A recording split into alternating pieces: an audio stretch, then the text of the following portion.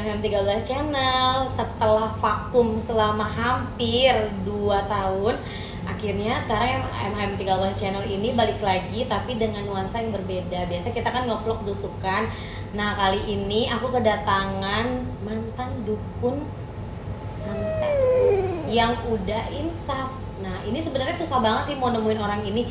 Nah, kebetulan aku tuh dapat info tentang orang ini dari teman aku yang adalah tetangganya orang ini gitu. Kita panggil aja namanya adalah Abah B lah ya inisialnya, biar nggak ke-expose kehidupannya sekarang karena dia sekarang tuh sudah taubat lah gitu ya. Sekarang itu dia minta kita undang di sini, tapi dia request untuk ditutupin mukanya, jadi dia nggak mau identitas aslinya itu terbongkar karena dia pengen hidup tenang dan aman setelah pernah mungkin nolongin orang-orang yang mau nyantet orang gitu ya. Nah, sekarang langsung aja kita panggil Abah atau Mbah ya panggilnya Des ya, Mbah kali ya karena ini berasal dari Jawa Tengah. Mbah B boleh langsung join ke sini. Assalamualaikum. Waalaikumsalam, gimana Mbah, sehat? Alhamdulillah sehat. Aduh, terima kasih nih udah diundang. Iya, makasih juga saya udah dikasih kesempatan buat berbincang-bincang seputar santet gitu karena kan ini agak sensitif ya Mbak. Ya.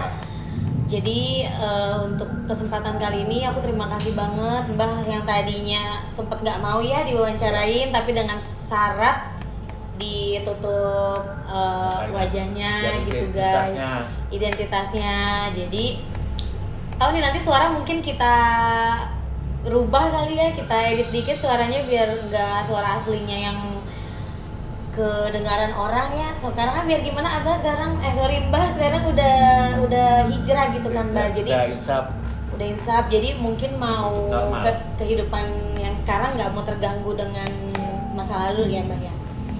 Sekarang kita langsung aja kali guys ya, kita ngobrol-ngobrol bersama Mbah B ini. Aku punya beberapa pertanyaan dan ini juga pertanyaan yang biasa dikepingin tauin banget gitu sama orang-orang awam kayak aku khususnya ya, nggak ngerti tentang kayak gini. Ini aku mau nanya nih Mbah, dari mana sih awalnya Mbah belajar santet?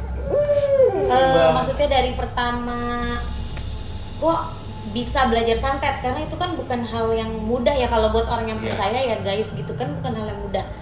Pasti kan ada proses, ada ritual-ritual khusus. Mungkin dari mana sih awalnya bisa mengenal dunia santet gitu? Mbah itu awalnya tinggal di Jawa, punya kenalan.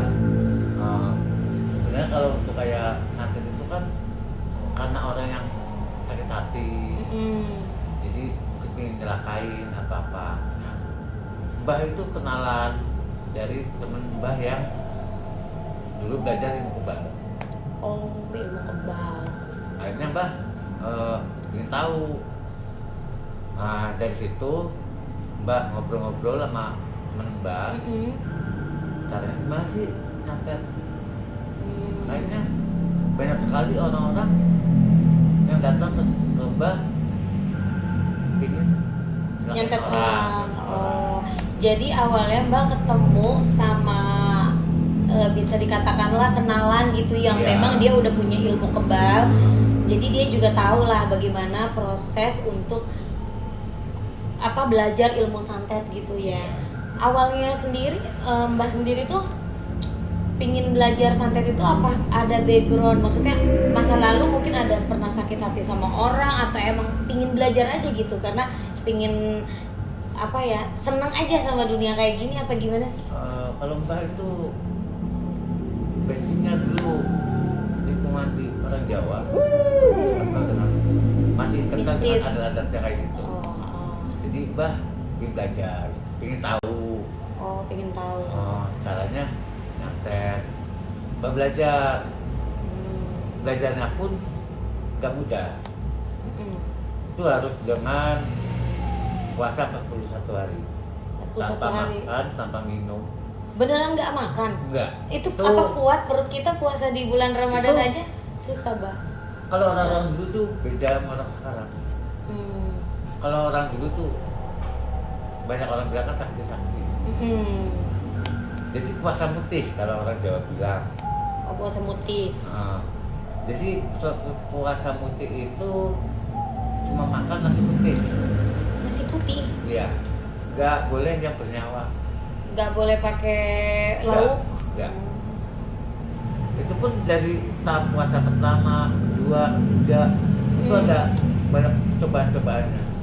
Oh, jadi ada apa namanya? Ada Godaan agak gampang. Oh, gangguan-gangguan gitu ya. Itu pasti ada. Itu kan untuk menguji kita berhasil enggaknya gitu. Berawal dari situ, Mbak jalanin sampai 41 hari. Nah, akhirnya teman Mbak nyaranin untuk mencoba. Ada amalan-amalan juga. Amalan-amalan tertentu yang dikasih mantra sama lah. Oh, mantra ya. Ada ini nggak sih ritual khusus selain puasanya untuk sampai ke bisa berhasil nyantet gitu? Nggak ada, hanya puasa aja. Pati geni.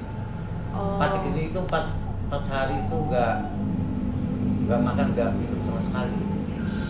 Berarti memang Mbah ini maksudnya basicnya itu Mbah emang dari kecil udah agak sensitif terkait hal-hal goib, apa memang dari nol betul-betul nggak ada pengetahuan tentang goib? Udah ada. Kalau dia Semacam nyoba indigo bilang, gitu. Udah Indra biasa keenam lihat. kalau Oh, indra udah keenam. sekarang. Oh, jadi diasah lagi tapi belajarnya ilmu santet. Oke. Karena keinginan untuk belajar ilmu santet itu banyak orang yang nanya, Mbah, yang santet ini bisa gak, Mbah? Gitu.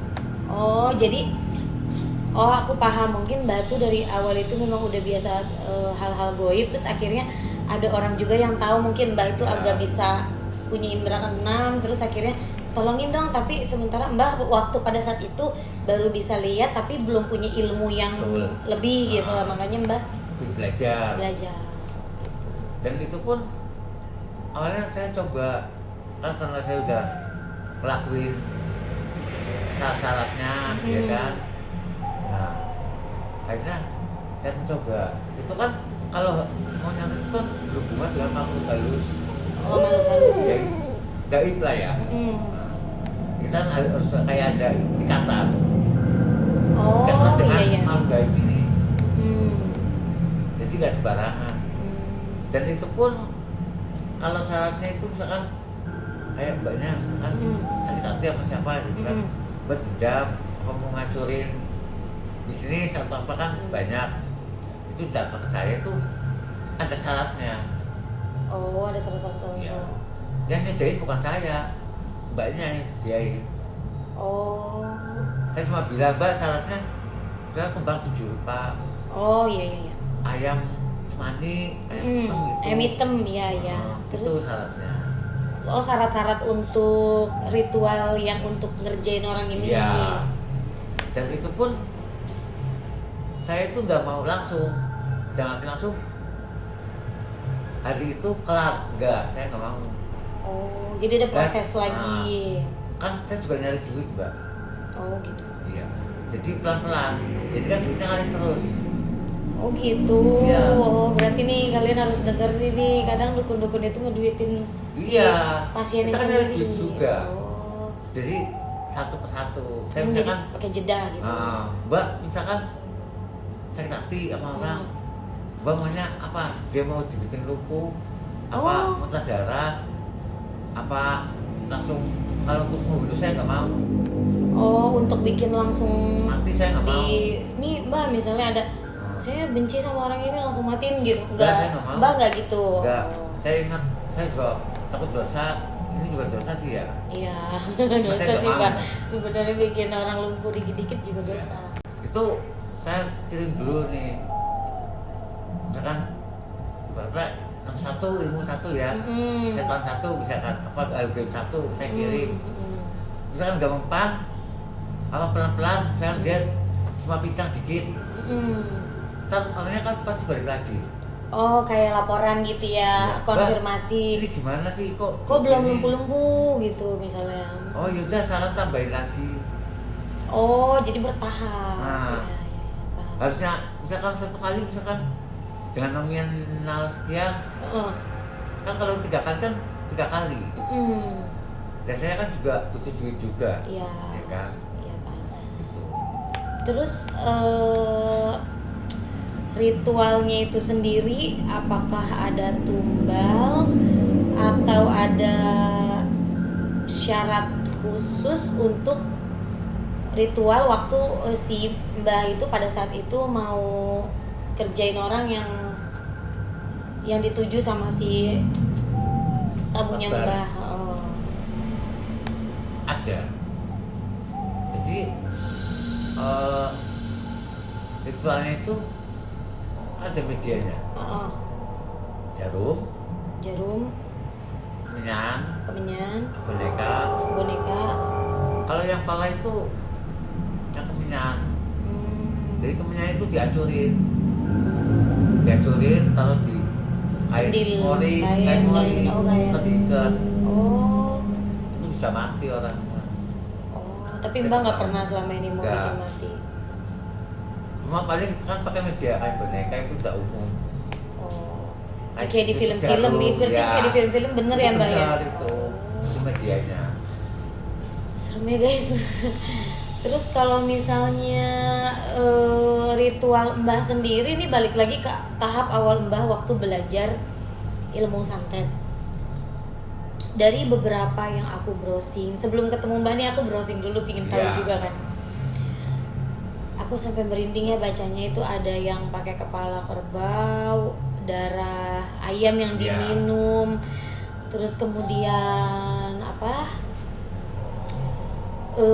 sih, makan makanan yang nggak masuk di akal yang harus kita diem di dalam gua gitu-gitu, itu benar Mbak? Mbak sendiri ngalamin itu nggak? Itu yang udah tingkatannya udah. Oh, yang levelnya udah lebih tinggi levelnya, lagi. Oh, Itu kan kayak langsung membunuh. iya. Itu saat itu lebih berat lagi. Oh, Tapi jadi saya kan ritualnya nggak mau. lebih berat lagi. Iya. Saya yang masih level bawah aja lah. Oh, yang masih bikin level-level. cacat Oh, aja gitu. masih level tengah, level cacat. Cacat aja. Kalau bikin mati kan saya dosa juga. Itu Iya. bertanggung jawabannya kan dunia akhirat itu. Mm-mm. Ya kan? Mm-mm. Jadi saya berani. Terus kalau Mbah sendiri dari sekian banyak tamu yang datang ke Mbah, rata-rata nih mereka nih mintanya si musuhnya atau orang yang nggak dia suka ini untuk diapain sih gitu. Karena kan banyak tuh ada yang dibuat bagaimana mungkin Mbah lebih tahu. Ada nggak sih yang ini Mbah? Aduh gila, jadi gatel nih guys. Dengerin kayak gini agak serem juga Mbah. Oh ada kan, namanya pasien ya. Mm-mm. Itu datang kan dengan banyak masalah. Mm-mm. Ya itu yang awal aku bilang, Mm. saya cantik, ya kan saya butuh ceweknya. Oh, diputusin. Atau- sakit cinta, putus bisa cinta, bikin sakit gila kan hati. bisa. Oh, bikin Nah, gila. Ada juga yang bisnis ya kan, Mm-mm. biar usahanya sepi, Oh. kan macam-macam. Mm-mm. Kerja santet itu, Mm-mm. ya, ya macam-macam. Tergantung banyak mau yang mana dan itu si korban maunya diapain gitu. Oh, si korban dari yang Ya. tamunya Mbak ini. Mau Iya. mau cacat seumur hidup, apa mau muntah darah atau Oh, apa iya, kan iya. bisa. Dibikin sakit lah pokoknya, Ya. yang penting dia Dan- sakit gitu ya. Dan itu pun kalau didiagnosa dokter itu nggak tahu, itu nggak ada penyakitnya. Oh, jadi kalau dia ke dokter juga bingung gitu, kayak Iya. misalnya muntah darah tapi nggak ada riwayat Oh. sakit yang lain. Jadi ciri-ciri orang yang terkena santet tuh ada ciri-ciri khusus sendiri juga berarti ya, Mbak ya. Ada. Jadi kayak perut membesar, Iya. ya kan? Terus karena dia muntah darah, keluar paku atau apa, itu benar. Oh. Terus pertanyaan aku selanjutnya, aku harus cek dulu nih, tadi juga ada yang pengen nanya. Kenapa Mbah memutuskan untuk hijrah atau tobat dari dunia persantetan? Itu namanya manusia ya Mbak, itu kan dapat hidayah, ya kan? Kita juga kan manusia ingin tobat. Itu pengalaman saya itu pas nolongin orang itu ternyata orangnya itu ahli ibadah, rajin zikir, sedekah. Dan yang paling susah itu orang yang nggak percaya dengan hal gaib. Kalau Mbak nggak percaya sama gaib, itu Mbak nggak bakal kena. Nggak akan kena ya. Nggak kena. Karena kita tidak membuka portalnya untuk si sugesti itu masuk Iya. ke kita. Itu apakah ada kejadian lagi setelah itu sebelum akhirnya Mbah memutuskan untuk bertaubat? Proses Ada. yang dialami itu loh Ya. Mbah maksudnya. Jadi itu pas ada sinar langsung itu saya kira pingsan. Iya, Mbah pingsan. Oke. Pingsan, saya jatuh, baru bisa bangun. Pas saya bangun di jalan, kan di jalan. Oh, kaki Mbah tiba-tiba. Iya, kayak lumpuh gitu, lemas. Kayak gak ada tulangnya gitu loh. Jadi nggak bisa melangkah, nggak bisa ngesot saya jalannya. Berapa lama itu Mbah? Itu hampir seminggu. Hampir seminggu. Iya. Itu udah kayak, aduh, kompor pun di situ, orang saya habis jalan. Jadi buang air kecil di situ. Iya. Makanya kan kalau sekarang kan udah masih ada lah ya, Iya. ada pampers gitu. Iya. Jadi pakai pampers udah kayak orang, Bayi. iya udah nggak bisa apa-apa gimana? Oh. Ya lah. Akhirnya saya kontak ke nya juga kan kalau bisa. Saya cerita, Iya. aku kenapa? Saya ceritain, saya Iya. tanya ke orang begini. Udah, akhirnya dijelasin. Saya selama seminggu itu diobatin, Diobatin. suruh wirid, suruh rajin sholat, minta tobat. Sholat tobat ya. Tuh, jadi saya pelan-pelan. Jadi selama itu nggak seminggu, itu bisa hampir 2 bulan saya tuh dikasih peluru. Oh, jadi yang parahnya tuh 10 minggu. Cuman untuk penyembuhannya tuh sampai diobatin ya, hampir sebulan. hampir sebulan selama diobatin itu. Itu pun pelan-pelan saya jalan. Itu ya akibat saya pas ngantem orangnya. Yang orang yang terakhir. Ngantem itu balik ke saya. Oh, Jadi gitu. balik. Jadi Akhirnya kalau orangnya kan kalau rajin berbalik sholat. itu, mohon maaf Mbak. Jadi kalau misalnya kan nggak kena nih berbalik ke mbahnya. Kerjanya Iya, waktu itu berbalik ke mbah atau ke orang yang nyuruh? sama saya. Oh, jadi mbak Iya. yang menanggung jawab Iyalah, semuanya. kan Ih, itu seru kan juga. tanggung jawab saya. Oh. Jadi segala apa saya yang menjawab. Hmm. Kalau kayak banyak yang minta, ya enggak. Nah dari itu kan saya lumpuh kan, diobatin sampai sebulan, saya pelan-pelan. Dan saya ingetin ya, kalau mau nyatet sholat itu, walaupun banyak di sholat, tapi sholat-sholatan tuh bakal kena juga. Tetap kena. Oh. Ya, Ini yang sholatnya terakhir nggak kena nggak- karena orangnya bener-bener fokus, sholatnya fokus, ya kan. tulus gitu Tulus, kali ya. ikhlas, ya kan, dermawan, ya kan. Jadi benar-benar ibadahnya itu buat Allah. Tapi kalau sholat cerdas, sholat itu tenang. Jadi dia ini ya mungkin yang melindungi dia langsung tuh yang di atas kali Iya. ya. Makanya kita harus sebagai manusia ya kan, kita ada punya Allah lah ya. Banyak kalau sholat juga harus benar-benar sholat. Iya. Jangan asal-asalan sholat doang itu nggak bisa tenang. Iya. Makanya dari situ saya anak teman saya juga tuh begitu, udah kita gak usah kayak gini lagi, yang kasihan. Mereka kan juga Dan berapa banyak manusia, korban gitu banyak ya. korban. Nah, saya pun kalau kayak gini juga saya mati gimana sih? Apa di kasur, makan di kasur, nggak bisa apa-apa ya kan? Iya. Kecil, daerah beras itu gimana? Iya. Iya. Kayak orang mati kan ya. Iya. Sama sebulan saya itu, hanya pelan-pelan saya sembuh, saya benar-benar udah baik. Bertobat ya, Nggak tobat lah. Nggak insaf. Kan gini Mbah, banyak orang yang tadinya belajar ilmu hitam terus dia beralih ke ilmu putih atau dia ngobatin kan Mbak udah tahu nih kalau santet itu yang Mbak lempar ke orang pasti kan juga ada penangkalnya. Kenapa Mbak nggak menjadi maksud aku tuh nggak menjadi orang yang jadi ngobatin orang gitu Mbak? Enggak lah, saya pengen kamu jalan-jalan aja lah. Saya kayak yang normal-normal aja, kayak yang banyak gitu kan, Ya. kayak yang lain. Kan enak menjalani kehidupan yang normal gitu loh. Iya, benar, Nggak usah benar. sirik-sirikan. Iya benar. Ya orang mau ngomong apa, bodo amat lah, Biarin. ya kan, cuek aja. Kan kita nggak minta makan sama mereka, Benar. ya kan. Iya Mbak, benar. Jadi bosa ini lah udah ibaratnya kayak masing-masing gitu loh. Bosa usil. Iya. Kita dijulitin orang biarin aja, kita ikhlasin aja. Jangan dibalikin buat julid lagi, jangan. Itu jatuhnya kayak yang tadi aku ceritain. Oh iya. Sakit hati nanti Iya, jatuhnya ke orang pintar. Iya. Ya kan? Jangan, biarin aja. Itu aja yang membalas kok. Iya. Allah yang maha adil, ya kan? Itu aja. Itu aja pesan guys. Jadi buat kalian yang udah nonton video ini, pertama yang harus kita lakukan, ini kan bisa pro kontra ya, ada yang percaya tentang santet, ada yang enggak, tapi pada kenyataannya memang santet itu kalau menurut aku memang ada karena aku ada pernah beberapa kali melihat juga Mbak gitu. Yang orang sakit nggak make sense lah, pernah ada lihat juga. Jadi di sini aku cuma pengen ngasih pesan juga ke kalian yang nonton. Satu, jangan kita sugesti. Kayak misalnya kita sakit yang gak wajar, ya dilupain, dijauh-jauhin gitu ya Mbak.